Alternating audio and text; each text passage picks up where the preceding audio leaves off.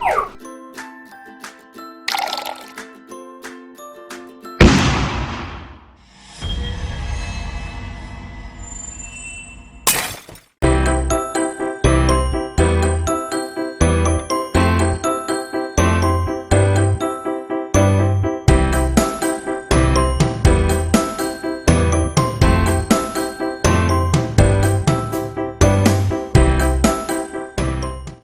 Kid, Assalamualaikum warahmatullahi wabarakatuh.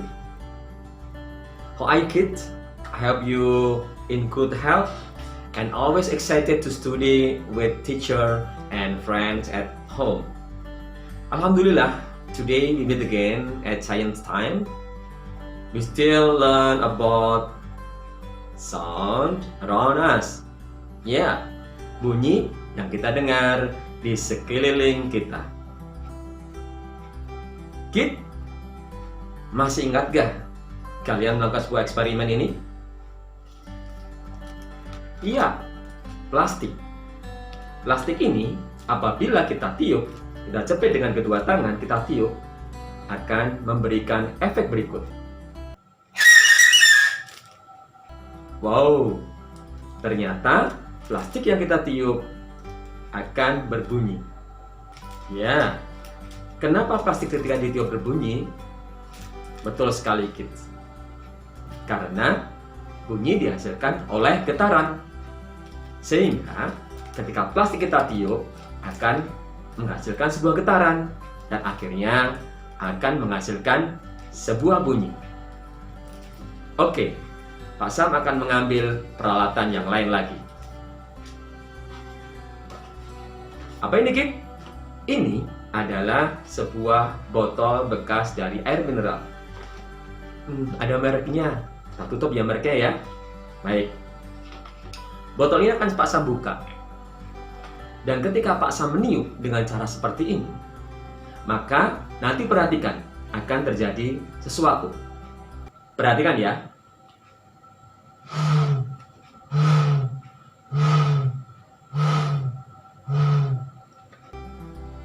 Mengapa ya botol ini ketika Pak Sam tiup menghasilkan sebuah bunyi? Apa gerangan yang bergetar pada botol ini? Coba cari jawaban sendiri ya. Kalian boleh browsing atau bertanya kepada orang lain. Kids, minggu yang lalu kita sudah bersama mengidentifikasi bahwa tidak setiap bunyi mampu didengarkan oleh telinga manusia. Berdasarkan rentang frekuensinya, bunyi dibagi menjadi, masih ingat? Ultrasonik, audiosonik, dan infrasonik. Dan manusia tidak bisa mendengar semua bunyi itu. Hanya pada rentang frekuensi audiosonik saja manusia bisa mendengar. Hayo, berapa frekuensinya? Iya, kalian betul. 20 Hz sampai dengan 20.000 Hz. Di atas 20.000 Hz dan di bawah 20 Hz, telinga manusia tidak akan bisa menangkap bunyi dari hasil getarannya. Dan minggu yang lalu kita juga sudah belajar apa itu frekuensi. Betul kan? Serta bagaimana posisi benda sekali bergetar. Serta kita telah mengidentifikasi betapa banyaknya manfaat ultrasonik bagi kehidupan manusia. Dan hewan apa saja yang menggantungkan navigasinya kepada ultrasonik. Kali ini kita akan mengidentifikasi salah satu dari sifat bunyi. Nah, kalian tahu nggak sifat-sifat bunyi itu apa saja? Yang pertama kita sudah pelajari bahwa bunyi merambat melalui medium atau melalui zat. Tanpa zat, bunyi tidak akan bisa merambat dan tidak akan bisa sampai ke telinga kita. Yang kedua, sifat bunyi yakni gelombang bunyi berbentuk gelombang longitudinal. Dan yang ketiga, yakni sifat bunyi, bahwa bunyi dapat dipantulkan. Kids, masih ingat kan untuk mengukur kedalaman laut, mencari kawanan ikan, mencari minyak bumi, dan navigasi kelelawar, semua membutuhkan pemantulan bunyi ultrasonik. Dan ternyata bunyi dapat dipantulkan loh. Ini terjadi jika bunyi yang dikeluarkan menabrak benda yang memiliki permukaan yang keras. Pernahkah kalian memasuki sebuah ruangan yang besar? Atau pernah berwisata ke dalam gua? Atau kalian berdiri di depan tebing sebuah pegunungan? Pernahkah kalian mencoba berteriak di dalam ruangan tersebut? Atau di depan tebing? Atau di depan tembok? Apa yang terjadi ya? Now what happens when I speak? Does sound also get reflected by the wall? The answer is yes. And this video is going to be about the reflection of sound. In this video, we look at echoes, and reverberations. Did you hear those sounds? Echo. You must have visited an echo point at a hill station. If you shout loudly at such a point, you hear the same sound just after a little while. This sound is called an echo. An echo is the repetition of the original sound because of reflection by some surface. In order to be able to hear the original sound and its reflection distinctly at 22 degrees Celsius, what must the minimum distance be between the source and the reflecting surface? At 22 degrees Celsius, the velocity of sound in air is 344 meters per second. Our brain retains a sound for 0.1 second. Thus, for us to be able to hear a distinct echo, the sound should take more than 0.1 second after starting from the source to get reflected and come back to us. Oke, Kid. Dari video tadi, kita jadi tahu jika bunyi benar-benar bisa dipantulkan. Pemantulan bunyi terjadi jika gelombang bunyi menabrak benda yang keras, seperti yang Us katakan tadi di atas, seperti permukaan tebing gunung, dinding-dinding gua, tembok, atau bangunan gedung bertingkat. Dilihat dari kecepatan bunyi pantulnya, sebenarnya kita bisa menyebutkan ada 3 atau ada 2. Tapi Pak Sam mau menjelaskan 3 jenis bunyi pantul. Yang pertama, bunyi pantul ini akan memperkuat bunyi asli bila kita berbicara di sebuah ruangan yang tidak terlalu luas. Seperti misalnya, kalian pernah kan mendengar suara Us kalian ketika mengajar di dalam kelas? Keuntungan bunyi pantul ini, bunyi ini akan memperkuat bunyi asli. Sehingga ketika Us atau guru kalian menjelaskan materi di kelas, suara guru akan dibantu dan diperkeras oleh pantulan dari dinding-dinding di dalam kelas kalian.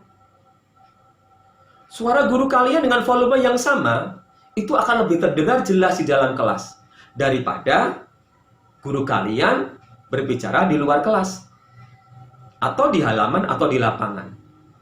Karena suara guru kalian tidak akan ada yang membantu memantulannya. Di lapangan suara akan lepas. Beda lagi jika di dalam kelas. Karena ada pantulan dari dinding kelas kalian yang memperkuat bunyi asli dari guru tersebut. Dan bunyi pantulnya terdengar hampir bersamaan dengan bunyi asli yang dikeluarkan oleh guru kalian. Bunyi pantul yang kedua adalah gaung. Jika kita berada pada ruangan yang lebih besar lagi, terdapat jarak antara sumber bunyi dan dinding pemantul yang berjauhan.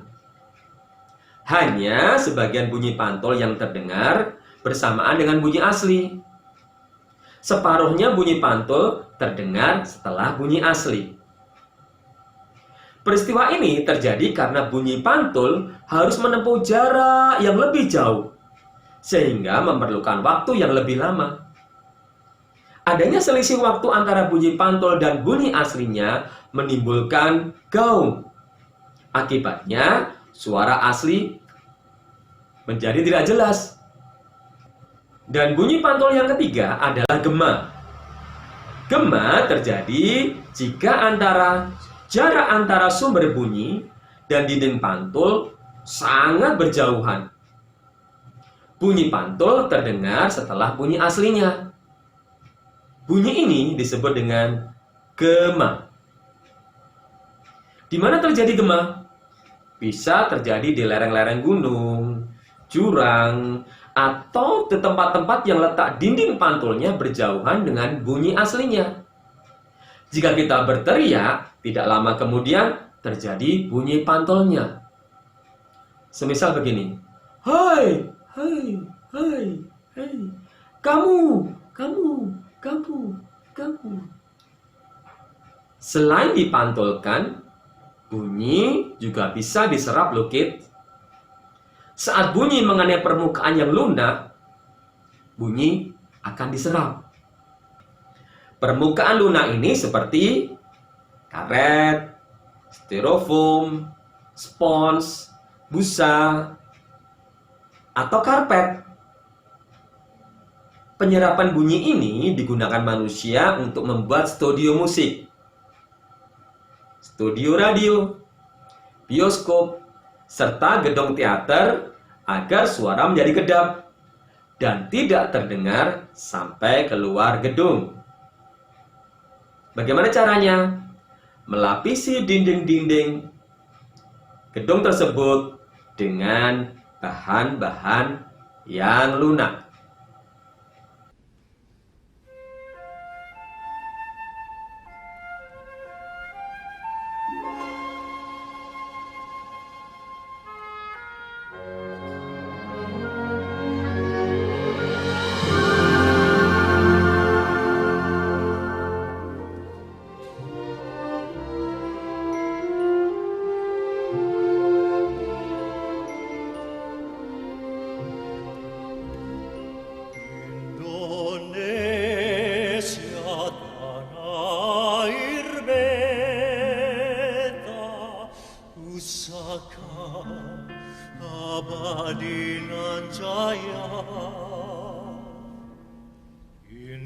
Indonesia sejak dulu kala selalu dipuja-puja bangsa. Kids, menurutmu enak nggak ya kita tadi mendengarkan lantunan lagu diiringi dengan alat musik seperti pada video baru saja? Nyaman ya? Enak ya didengar? Kenapa bisa demikian? Karena setiap nyanyian dan musik atau suara yang diproduksi memiliki frekuensi tertentu yang sangat teratur.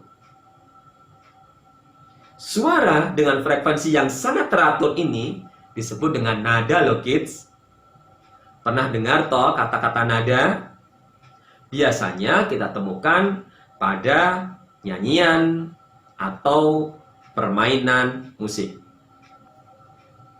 Do, re, mi, fa, sol, la, si, do. Nada yang digunakan penyanyi atau pemain musik sudah ditentukan frekuensinya masing-masing. Dan getarannya teratur serta tidak berubah. Jika nada do dimulai dari deret nada C, maka frekuensi do atau C adalah 264 Hz.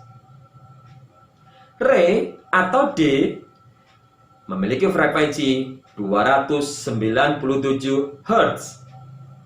Mi atau E memiliki frekuensi 330 Hz. Fa atau F 352 Hz. Sol atau G 396 Hz. Sampai nada Do yang tinggi lagi atau C mencapai frekuensi 528 Hz. Coba lihat. Semakin tinggi nadanya, semakin besar frekuensinya.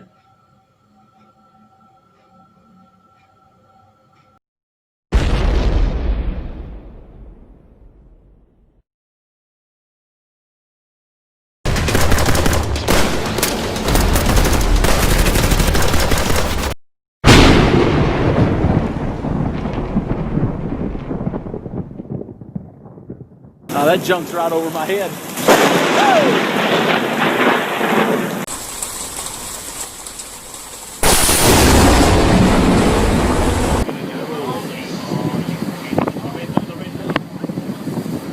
Watch out for the shock, it's coming.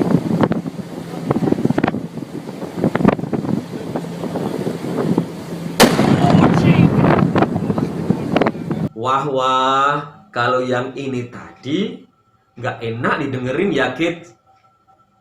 Tentu tidak nyaman di telinga kita, bikin sakit. Bunyi yang dihasilkan dari petir, ledakan bom, letusan gunung berapi, letusan tembakan disebut dengan bunyi yang keras atau yang kuat. Kalau tinggi rendah nada ditentukan oleh frekuensi, barusan pasang ngobrolkan ya. Nah, kalau kuat lemahnya bunyi ditentukan oleh yang namanya amplitudo. Apa itu amplitudo? Masih ingat, Kid?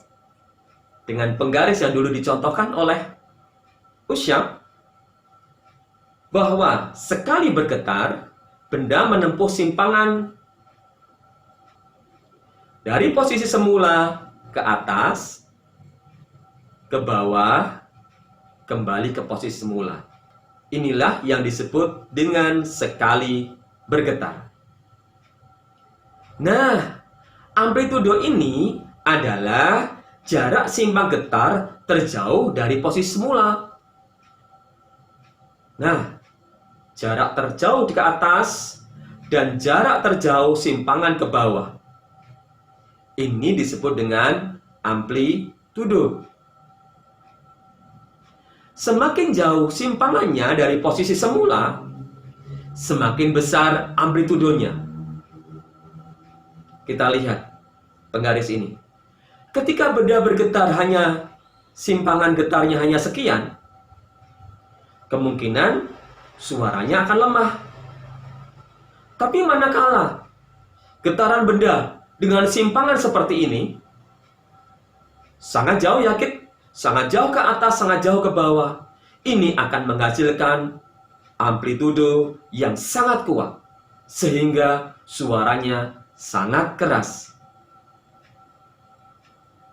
Paham, Kid? Oke, Kid, kita ambil kesimpulan.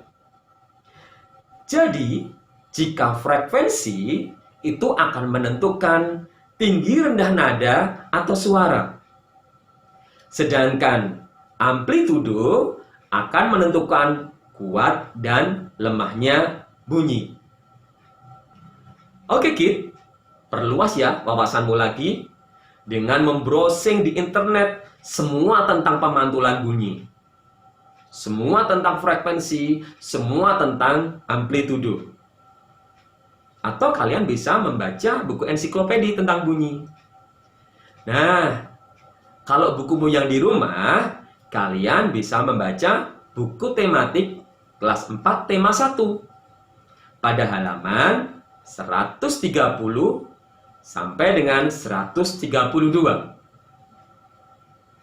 Kemudian, kalian lakukan aktivitas pada halaman 133 hingga 135 ya, Kid. Isilah form laporan hasil percobaan kalian pada halaman 135. Karena itu ada 2 halaman, silahkan difoto kedua halaman itu, jadikan satu dengan aplikasi kolase. Setelah selesai, foto dan upload di To Do Science 3.5. Baiklah, Kid, sampai di sini dulu ya belajar kita hari ini. Menyenangkan bukan? Yes, science is fun. I hope you understand about our lesson today. If you still don't understand, you can ask to the teacher at Zoom meeting time. Okay, Kid? Bye-bye. Assalamualaikum.